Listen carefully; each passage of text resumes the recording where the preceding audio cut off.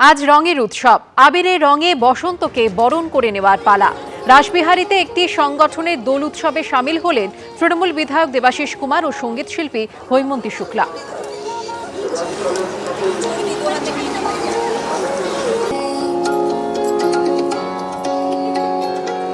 দোলের দিন প্রতি বছরই এরকম আমরা দোলের শুভেচ্ছা নিয়ে মানুষের কাছে পৌঁছই। দোলকে আমরা এইভাবেই গ্রহণ করি এবং আমরা সকলেই মনে করি যে দোল মানুষের মনের পবিত্রতার রং লাগাক, এই আশ্বাস নিয়ে, এই বিশ্বাস নিয়েই আমরা রাস্তায় নেমেছি। যারা 365 দিন থাকেন না, নির্বাচনে আসেন, তাদের জনসংযোগের দরকার হয়। আমি মনে করি আমি অন্তত বছরে প্রতিদিন জনসংযোগের মধ্যেই থাকি, তাই আমাকে নতুন করে দোলের মাধ্যমে জনসংযোগ করার প্রয়োজন আছে বলে আমার মনে হয়। দোলের মধ্যে যেভাবে রাজনীতি করার চেষ্টা করছে, আমার মনে হয় দোল উৎসবটাকে অপমান করা হচ্ছে। আমার মনে হয় যেটা যে এখনকার দিনে তো গান বাজনা এই সমস্ত সাংস্কৃতিক দিকটা সব দিক থেকেই পিছিয়ে গেছে। সেখানে আমি অন্তত চেষ্টা করি এখানে ওদের সঙ্গে উপস্থিত থেকে ওদের একটু উৎসাহ দেওয়া। আজ আবিরে কুমকুমে রাঙা ব্রজধাম, হোলি খেলে ঘনশ্যাম ঘনশ্যাম, হোলি খেলে ঘনশ্যাম। টালা প্রত্যয়ে পালন করা হলো বসন্ত উৎসব। এদিন সকাল থেকেই ছিল বিশেষ আয়োজন। রঙের খেলায় মেতে উঠলেন এলাকাবাসী। হলো নাচ গানও।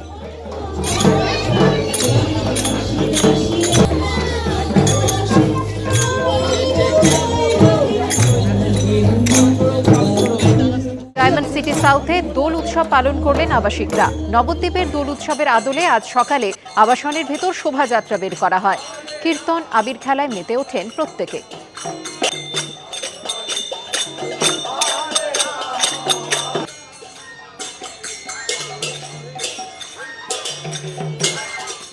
যুদ্ধের দামামা বেজে গিয়েছে 4 দিন হলো, আর সমস্ত আশঙ্কাকে সত্যি করে হরমুজ প্রণালী সত্যি বন্ধ করে দিল ইরান। যে জাহাজ এই প্রণালী পেরোনোর চেষ্টা করবে তাকেই নিশানা করা হবে। ম্যাপ একবার আপনাদের দেখিয়ে দিই। হরমুজ প্রণালী, এই হচ্ছে হরমুজ প্রণালী, যার একদিকে রয়েছে পারস্য উপসাগর, একদিকে রয়েছে ওমান সাগর।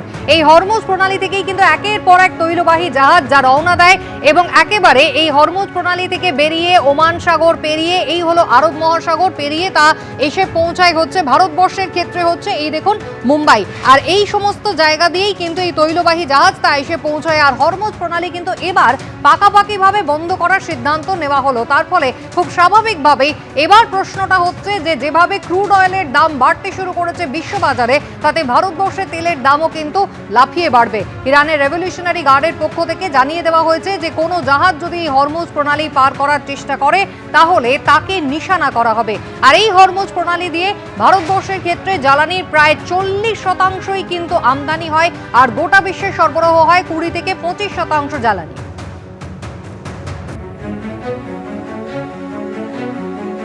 আন্তর্জাতিক সম্পর্ক বিশেষজ্ঞ অধ্যাপক রাজাগোপাল ধর চক্রবর্তী আমাদের সঙ্গে এই মুহূর্তে রয়েছেন। রাজাগোপাল বাবু, ম্যাপটা আমরা দেখেছি, মানে অত্যন্ত একটা ভৌগোলিকভাবে গুরুত্বপূর্ণ জায়গায় এই হরমুজ প্রণালী রয়েছে, যে ট্রেডটা কিন্তু ইতিমধ্যেই বন্ধ করে দেওয়ার সিদ্ধান্ত নেওয়া হলো। যে আশঙ্কার কথা আপনারা বারবার বলছিলেন যে এবার যদি ক্রুড অয়েল ব্যারেল পিছু $100 হয়ে যায়, সেক্ষেত্রে একটা ভয়ানক অবস্থার মধ্যে তো আমরা পড়তে চলেছি।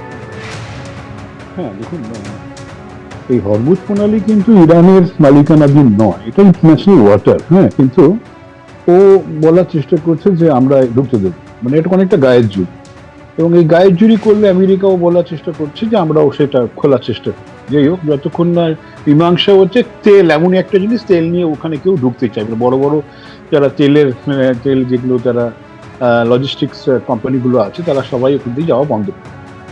এখন দেখুন, এই তো এর মধ্যপ্রাচ্যে ঝগড়া, তো লড়াই বা হরমুজ প্রণালী কেন্দ্রিক ব্যাপারটা অনেক দিন ধরেই চলছে। তার ফলে বিকল্প ব্যবস্থাও তো তৈরি হচ্ছে না। বিকল্প ব্যবস্থা তৈরি হওয়ার তো কোনো মানে হয় না। এই যখন ধরুন সৌদি আরবের সঙ্গে, তা ওরা হরমুজ প্রণালীর কিছুটা ব্যবহার নাও করতে পারে, ওরা একেবারে আন্ডার সি পাইপলাইন করে দিয়ে একেবারে লোহিত সাগর দিয়ে তেল তোলার ব্যবস্থা করেছে। এটা ইউনাইটেড আরব এমিরেটসও একই জিনিস করেছে। তার ফলে আমরা যদি তাদের সঙ্গে ওই ব্যবস্থা আমাদেরকে অ্যাক্সেস দেবে বলেছে, আমরা ওখান থেকে তেল আনবো। এখন একটা সময় ছিল আমরা তেল এই অঞ্চল থেকেই কিনতাম, এখন হয়েছে কি আমরা ডাইভার্সিফাই করেছি, রাশিয়া থেকে কিনি, রাশিয়া অবশ্য আমেরিকান চাপে পড়ে অসুবিধা হচ্ছে, 41-42% তেল আমরা ওখান থেকে কিনতে হবে। এরা হরমুজ প্রণালী ব্যবহার করে। আমরা যদি আফ্রিকা থেকে তেল কিনছি, গায়ানা থেকে তেল কিনছি, এরা অনেকেই কিন্তু হরমুজ প্রণালী ব্যবহার করে। তেল আমাদের যে গ্যাসটা বেশিরভাগই এখান থেকে আসে, বাইরের এই অঞ্চল থেকেই আসে, ন্যাচারাল গ্যাস এবং এলপিজি, সেটা আমাদের রিজার্ভও কিছু খুব একটা করার ব্যবস্থা নেই। সেই একটা সমস্যা কিন্তু হতে পারে। তেলের দাম যতদিন যুদ্ধ চলবে তেলের দাম তো বাড়বে বলা যেতেই পারে। তবে যেহেতু নিষেধাজ্ঞা আছে, ইরানের সঙ্গে উপরে আছে, রাশিয়ার উপরে আছে, এরাও চেষ্টা করবে যে কি করে তেলটা চোরাপথে বিক্রি করা যায়। আমাদের 80% তেল বিদেশ থেকে আনতে হয়, আমরাও চোরাপথে কিনবো, আমরাও নানানভাবে কি করে করা যায়, সে বুদ্ধি তো আমাদের আছে, সুতরাং আমরা কিনতে যাবো। সুতরাং অসুবিধা ভাবনার কোনো জায়গা নেই যে হরমুজ প্রণালী বন্ধ হয়ে গেলে আমাদের সব অন্ধকার হয়ে যাবে, হ্যারিকেনের নিচে সব কাজ করতে হবে, সেই দুশ্চিন্তার কারণ নেই। তেলের দাম বাড়বে। একদম, আমি আপনার কাছে আবারও আসবো। তেলের দাম বাড়বে এই আশঙ্কা রয়েছে বিশ্বজুড়ে। ইতিমধ্যেই কিন্তু ক্রুড অয়েল বা অপরিশোধিত তেলের দাম লাফিয়ে লাফিয়ে বাড়ছে। গত দুদিন ধরে টানা তেলের দাম বেড়ে বিশ্ববাজারে অপরিশোধিত তেলের দাম প্রায় 13% হয়ে এখন ব্যারেল প্রতি $82 পৌঁছেছে গতকালই। কিন্তু পরিস্থিতির উন্নতি যদি না হয় সেক্ষেত্রে এই দাম $100 পার ব্যারেল চলে যেতে পারে, এমনটাই কিন্তু বিশেষজ্ঞরা অনুমান করছেন। ট্রান্সপোর্টেশন কস্ট বেড়ে যাবে এবং per unit cost of production, যে কোনো জিনিসের per unit cost of production বাড়বে এবং এইটাকে আমরা অর্থনীতির পরিভাষায় বলি oil price pass through. Oil price যেই বিশ্ববাজারে বাড়লো, একটা পাস থ্রু হয়ে দেশের যে অভ্যন্তরের যে জিনিসপত্রের দাম তার কিন্তু উপরে একটা ইম্প্যাক্ট হবে এবং মূল্যবৃদ্ধি অবশ্যম্ভাবী। এবিপি আনন্দ, এগিয়ে থাকে, এগিয়ে রাখে।